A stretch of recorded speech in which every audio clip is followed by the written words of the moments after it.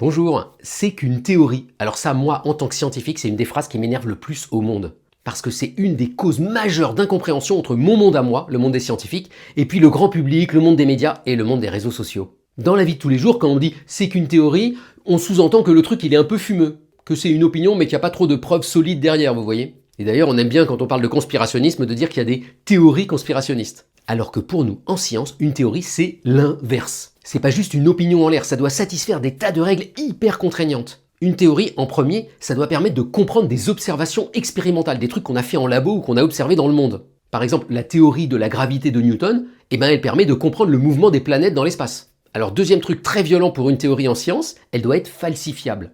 Ça veut pas dire qu'elle est fausse, ça veut dire qu'on doit être capable de dire si elle est fausse ou vraie. Elle doit donner un test qui permet de la vérifier. Il suffit qu'il y ait un seul test qui ne marche pas et on met la théorie à la poubelle. La théorie, elle doit marcher dans tous les cas. Et d'ailleurs, on croit souvent que le but des scientifiques, c'est défendre leur théorie à tout prix. C'est l'inverse. Le rêve des scientifiques, c'est de mettre en défaut les théories existantes. Il y a des tas d'équipes dans le monde en ce moment dont le boulot de recherche, c'est d'essayer de montrer que la théorie de la gravitation pourrait ne pas marcher dans certains cas. Mais pour l'instant, personne ne l'a mise en défaut. Et donc vous voyez bien que c'est exactement l'inverse, par exemple, d'une théorie conspirationniste, où là c'est plutôt des partisans qui vont défendre coûte que coûte une théorie et qui vont écouter que les preuves qui les arrangent. Si vous prenez par exemple la théorie que l'homme n'aurait jamais été sur la Lune et que c'est un gros fake de la NASA, les partisans de cette théorie vont volontairement cacher toutes les preuves qui montrent que l'homme a bien été sur la Lune. Ils vont choisir et transformer ce qui les arrange. Et le fait d'appeler ces deux trucs-là des théories, ça finit par décrédibiliser complètement les vraies théories scientifiques. Donc la prochaine fois que vous entendrez le mot théorie, essayez de bien vérifier si c'est une théorie scientifique ou pas du tout.